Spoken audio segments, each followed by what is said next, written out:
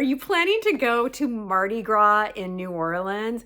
I am so excited for you. We just got back from our first trip to experience Mardi Gras. Now, I've been to New Orleans. This was my 7th trip, 4 times in the last couple of years, but I had never been during Mardi Gras season. So I was a little intimidated. I had images of wild debauchery and unsafe streets and was a little nervous about our trip, but rest assured, it was nothing like that. I felt completely safe. It was such a great vibe. It was so fun to experience. And I'm going to share with you what we learned during our trip to Mardi Gras to help make it the best experience for you. Let's go. So first of all, when is Mardi Gras? Because it changes every year. Well, as you likely know, Mardi Gras is French for Fat Tuesday. Mardi for Tuesday and Gras for Fat, and it is the day before Ash Wednesday, which is the first day of Lent.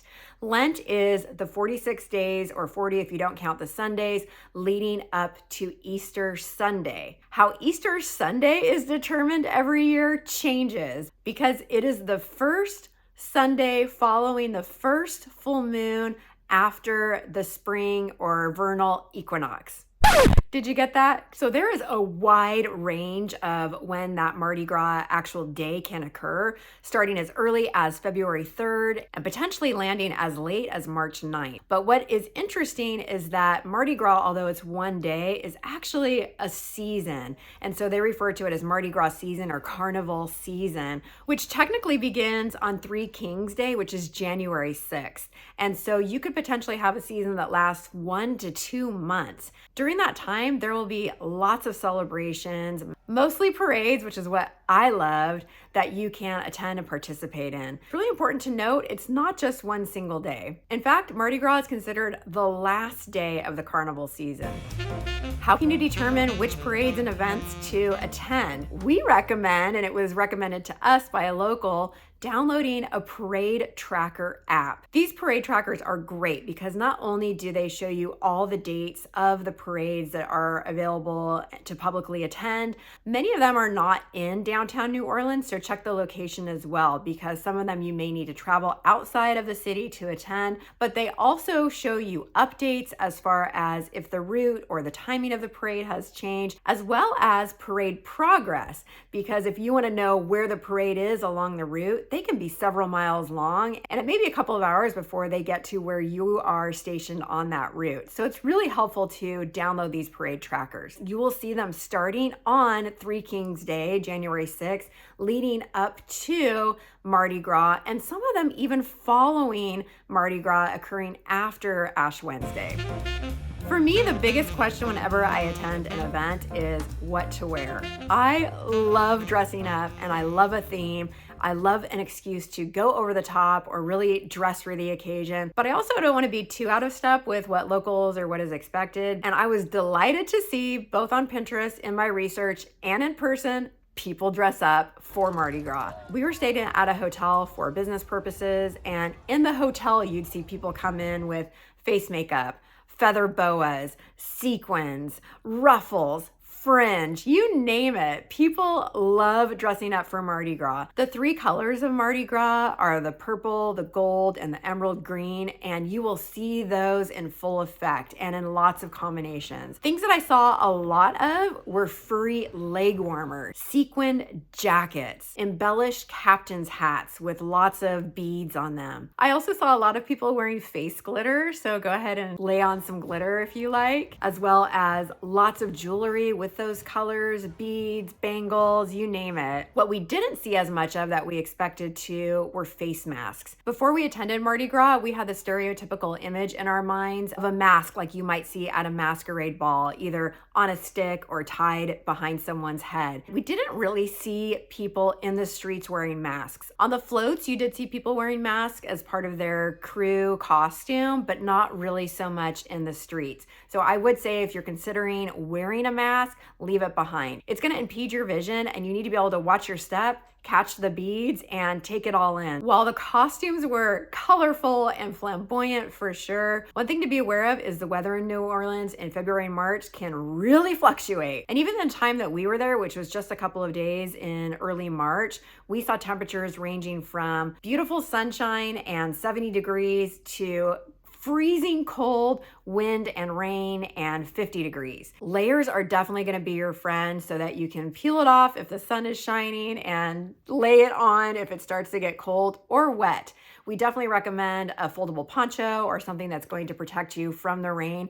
Check the weather before you go because it can change so much. If you love the whole costume idea, but you don't want to go overboard, a simple t-shirt with a Mardi Gras theme would be perfect. We saw plenty of gentlemen that weren't so into the theme and they just had a shirt on, and that of course is just fine. I had ordered items prior to arriving in New Orleans. However, the gift shops were abundant with different items that you could purchase there. If you don't have time to shop before you go, you can certainly head into any of the local gift shops and take your choice of wild items to wear during Mardi Gras. The most important thing to wear, however, are comfortable shoes. The French Quarter and much of downtown is blocked off from traffic during the bigger parade days. If your hotel is in that area, you're just gonna walk to the parade. If you're coming in from out of town, you're gonna have to find a parking space outside of that downtown area and hoof it. You are going to be putting some miles on those shoes. Make sure they are comfortable. This is not the time for heels or any kind of beautiful shoe. Just make them comfortable. We were there for the 2 days before Mardi Gras and Mardi Gras Tuesday, and each of those 3 days we walked over 20,000 steps and 10 miles. Now we were going back and forth to the French Quarter and to our hotel and then back and forth to the parade, so you might not put as many miles on, but you are going to walk quite a bit.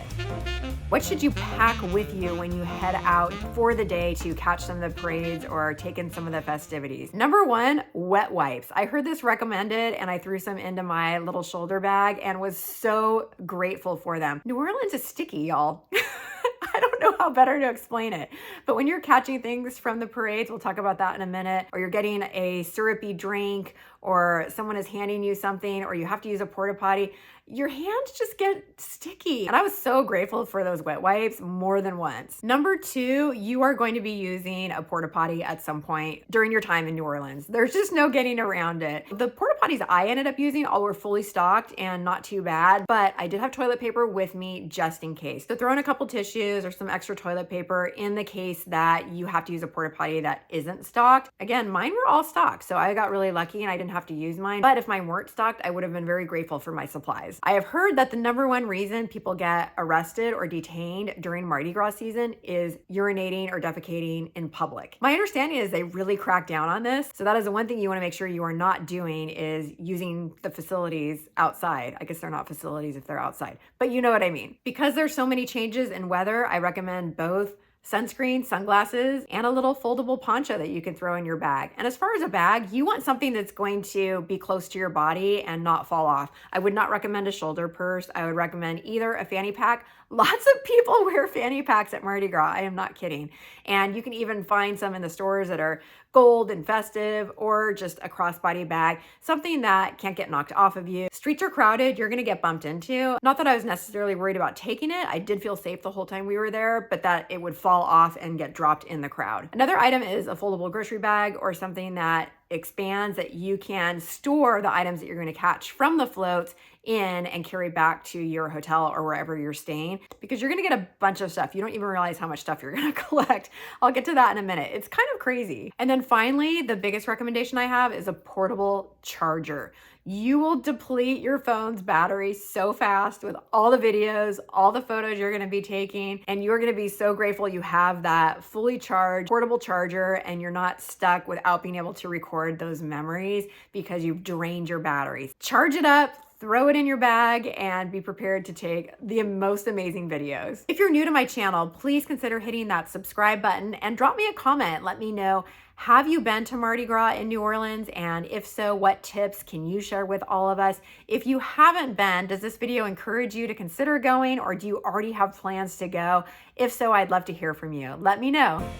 Okay, where do you go to watch the parade? As I mentioned, please download a parade tracker. That's going to show you the parade route and also where it is at that particular time. We ended up attending 5 different parades in the time that we were there, 2 on Sunday, 2 on Monday, and then 1 on Mardi Gras itself. For the first 4, the 2 on Sunday and 2 on Monday, they all followed pretty much the same route, and we very easily found space on St. Charles Avenue near Lafayette Square. So I would recommend going to that area if you are looking for a place. You can purchase grandstand seating, which puts you on a bleacher and guarantees where you'll be seating during the parade. There is a benefit to that, and they are not that expensive. I think some of the seats we heard about being sold for $100 for the whole day. And with that, you are guaranteed a location, and your family, if you've got a big group, can all be seated together. You do have the ability to sit on those stadiums versus we were standing the whole time. And you do have a higher view in many cases. Not only are you able to see the floats unobstructed, but also we noticed that the people throwing the items from the parades tended to throw a little bit higher. And so if you were raised up, sometimes you had a little bit of an advantage at catching the items that were being thrown. We didn't purchase any seating. We just stood on the side, and our experience was just fine. So I could see it going either way. If you really wanted to elevate your experience and wanted that guaranteed seating, you could do that. We just stood the whole time. If you do have an opportunity to see the parade from a higher vantage point, I would recommend it for those reasons. Where should you stand along the parade route? Well, definitely somewhere where you have good visibility of the float. Also, Nick's recommendation was to not stand behind somebody with higher or longer reach than you, because as the beads or the items are being flung from the parade, if that person has a better reach than you, they're gonna block and grab whatever you're trying to reach. Okay, so what do you actually do for Mardi Gras? Well, number one, if you are going to see the parades, which is most of what Mardi Gras is, you need to eat first, because once you get to your space in the parade, you're gonna just be kind of stuck there. So either bring snacks with you, and certainly we saw lots of families that appeared to be local with coolers, with lunch bags. They had picnic baskets. They were set up to be there for several hours. If you're not local and you don't have the ability to bring in food with you, I would just say go have a meal before you get there, because once you're on the route, you're kind of stuck. They do have street vendors selling things like corn dogs and popcorn and that kind of thing, but they're sporadic and not the healthiest. So I definitely recommend getting some food either before or after you go to the parade. You also probably want to bring a water bottle or something to drink. Again, you're going to be there for a long time and you need to stay hydrated. We did see many people get to the route early, and certainly the earlier you get there, the closer you can get to the actual parade route. And the benefit to that is you can catch things, catch the eye of the people on the float, and they're more likely to throw in your direction, and you're more likely to catch because someone isn't sticking their arm up in front of you. So there is a benefit to getting there early. We saw many locals with folding chairs getting there early and sitting down with their family or just a couple of friends and being there for hours before the parade started. Again, the 4 parades that we attended, we were able to see from pretty much the same area on St. Charles Avenue. So on Sunday, we attended the Crew of Thoth, which is spelled Thoth. It looks like Thoth, but it's pronounced Toth. I don't know. We've got our to-go cups, espresso martinis, and we're headed to a crew, which is a parade, the Crew of Troth. Sounds like truth. I don't know if I'm saying it right. That was my first parade, and it was fantastic. I was so excited to be there and so excited to be part of the vibe. We didn't really know what we were doing. We just kind of stood there. We didn't have any beads on us. By the end of the parade, we were covered in beads. We actually walked up while the parade was in progress, so we weren't super close to the parade line, but we were still able to get a great view, maybe 4 or 5 people deep, that we were still able to catch quite a few beads and get a great view of what was happening. So what are you gonna do? Number 1, you're gonna eat first. Number 2, you're gonna get there early if you can. And number 3, you're just gonna find a place and then sit there and wait for the parade. And that's why the parade tracker is so nice, because you can see how much longer it's gonna take before the parade actually gets to you. I'm not the most patient person, and so that was helpful for me to actually see where it was and not just keep, is it coming? Is it coming? Is it coming? We were planted in the same spot one day for like 4 hours. And of course we were taking trips to the bathroom and getting food and walking around a little bit, but not really. I mean, we were just standing there. So my recommendation is go with someone you like to talk to. Thankfully, I was with my boyfriend, Nick, and he's a great conversationalist, so we did not have a dull moment. When the parade's going through, you're going to be catching things, you're going to be taking photos, taking video, engaging with the people around you as you're applauding or clapping to the beat of the music, just enjoying the parade in general. What will you see on the parade route? While you're waiting, we engaged with the people around us, and there definitely is a festive and inviting vibe. People feel like they're on holiday. Many of them are locals, many of them are visitors, but there is a celebratory feeling to being there, which is super fun. So people are very chatty and talkative and willing to share their experiences or memories of Mardi Gras. We found that delightful. Talk to your neighbor, find out what their favorite parade is, find out where they're from, and you'll get some great stories, I'm sure. Once the parades begin, you're going to see the different crews. Now, crews are the people that make up the parade, and it's spelled K-R-E-W-E. K-R-E-W-E, yeah. Not C-R-E-W like you would think. So a crew is a parade organizer, and there are different crews that put together different parades.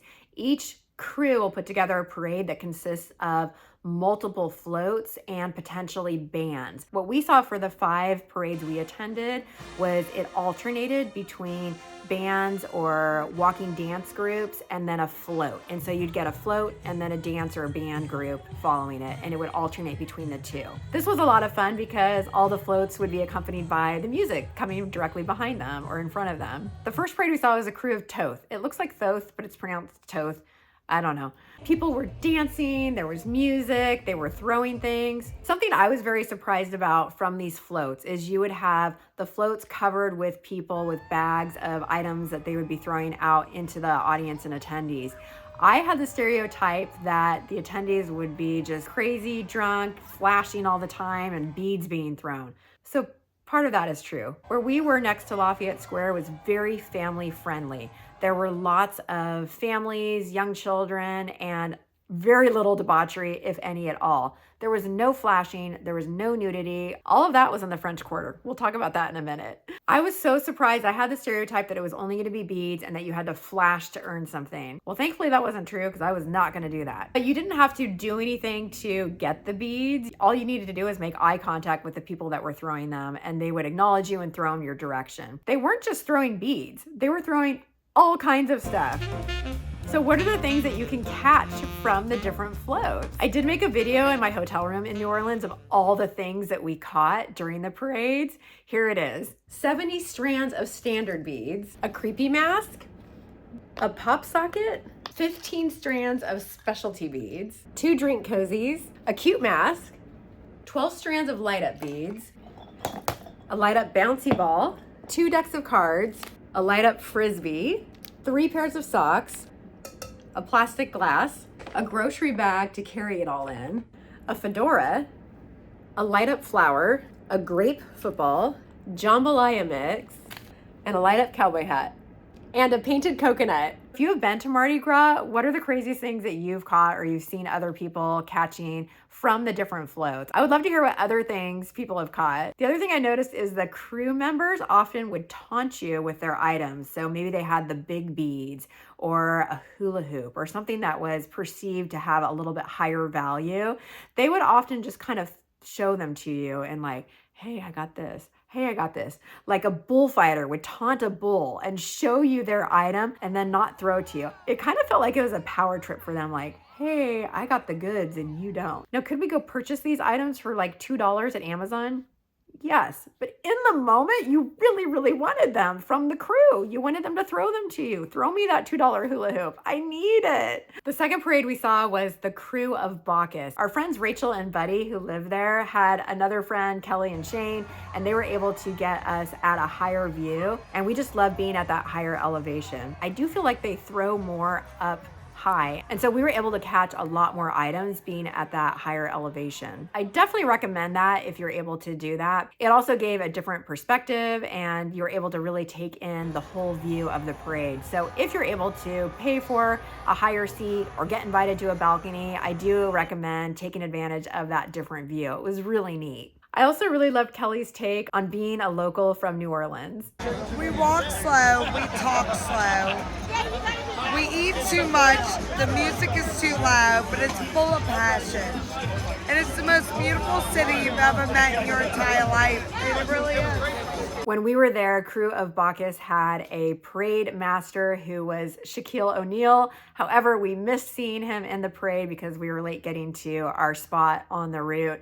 But I heard that he was there, and that would have been really cool to have seen him. The next day, which was the Monday before Mardi Gras, we saw two parades, the Crew of Proteus and the Crew of Orpheus. The Crew of Proteus had a theme to it, which was kind of nautical. We noticed a lot of the floats had elements of the ocean or nautical mythology, and so it was super fun to see that theme carried throughout the different floats. Proteus was a fantastic parade, but Orpheus was gorgeous. The flower decorations on the float were just amazing. Our local friend Rachel said this is her favorite parade because it's so beautiful, and I definitely understand what she means now. After seeing the different parade floats, the Orpheus parade was probably my favorite as well, just for the beauty of the floats. I thought they were so well constructed and themed, and the lighting and the painting of the items. The floats had more of a floral theme to them, and it was just beautiful. Side note, if you're a parade person like me and you love learning about floats and how they're constructed and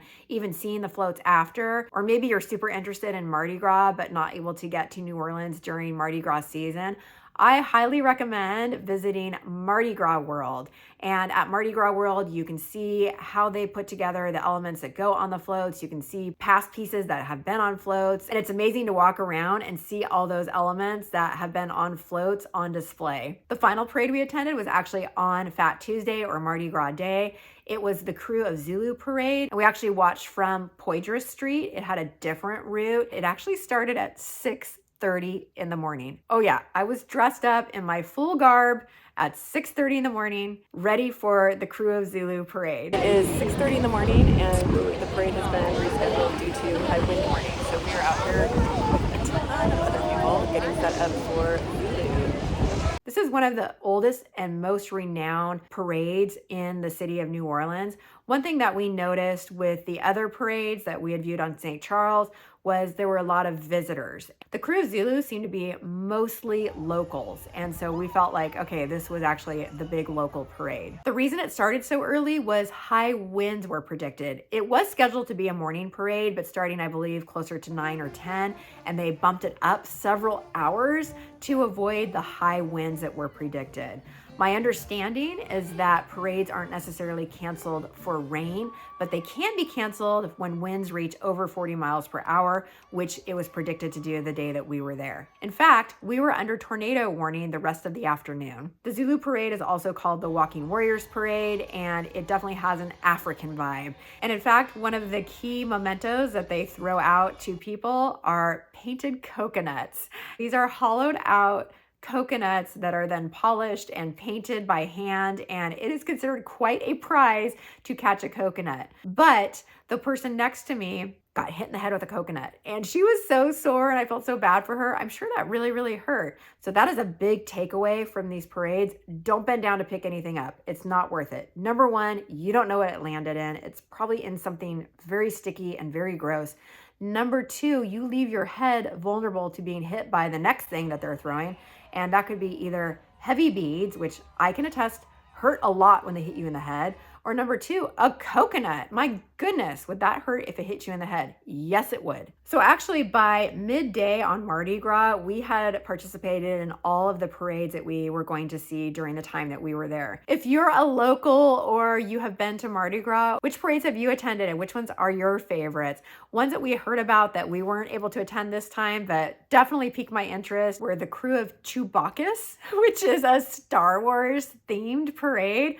Oh my gosh, I would love to see that. And also the Crew of Barkus, which is a dog-themed parade. And you know me, I love dogs, so I would love to see that one. I also learned while we were there that crews are not just parade organizers, but they're societies and organizations, almost like a sorority or a fraternity. Some of them are made up of just men or just women, and many of them also have a philanthropic effort along with their parade organization. Many of them have requirements or restrictions for participation. Many of the positions become limited and very desirable desirable. And so if you want to participate in a particular crew, if it's a popular one and very restricted and exclusive, you might have to either know someone or be on a waiting list for a number of years. And then even so, there might be an interview or qualification process.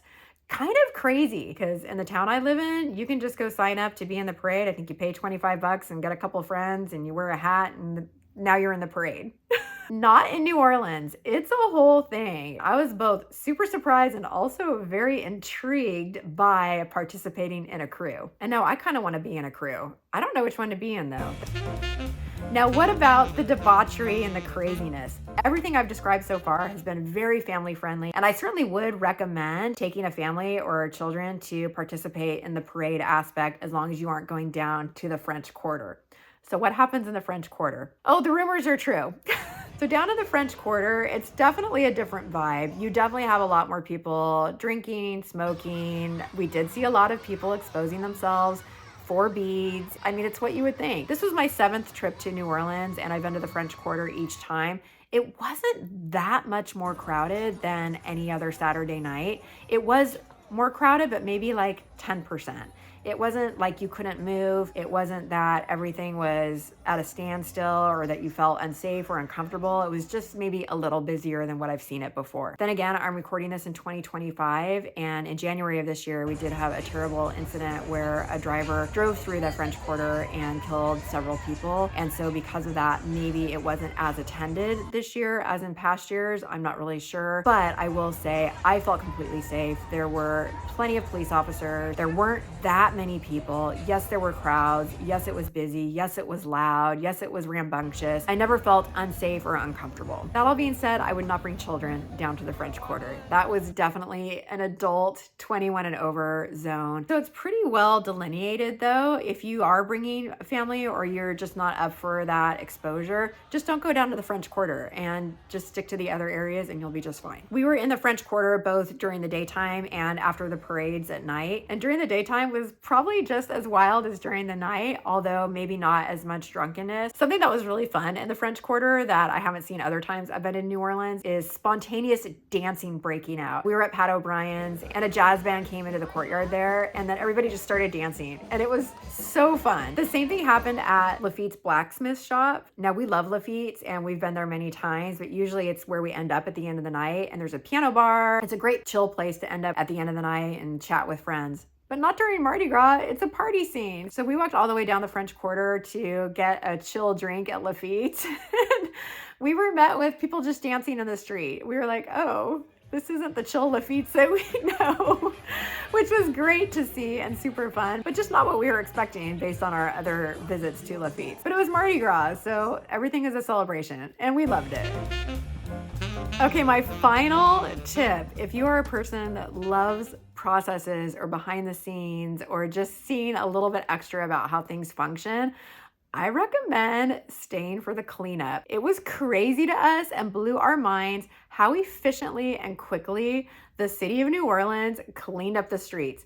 After the parades came through, the streets were littered. As you can imagine, all the broken beads that people didn't pick up, people just leave their trash in the streets. The people on the parades were dumping out their plastic bags and throwing their plastic bags on the street. It was mayhem as far as trash goes. I have never seen such piles of litter and trash following an event as I did in New Orleans.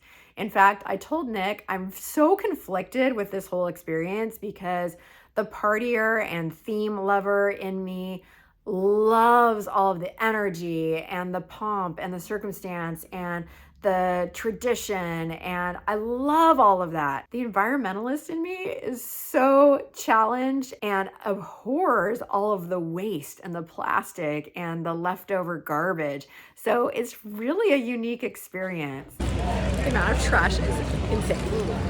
If you've been to Mardi Gras, let me know if you love it or hate it for those reasons. But regardless of your opinion of the trash, there's definitely a lot of it, and it's really interesting to watch the cleanup crew and how quickly they clean it all up and get it ready for the next day. So as we were wandering around after the parades were over, 11, 12 o'clock at night, and watching the systems and the process and all the people that were involved in really transforming the streets from littered with garbage to ready for the next day, it was really really impressive. Somebody has that down to a science and really coordinates the whole city to turn it over and do it again the next day. I was so impressed. In addition to participating in the parades and celebrations of Mardi Gras, before and after the parades, you can take advantage of everything else New Orleans has to offer. And if you haven't seen this video about the top things to do in New Orleans, I recommend you watch it next.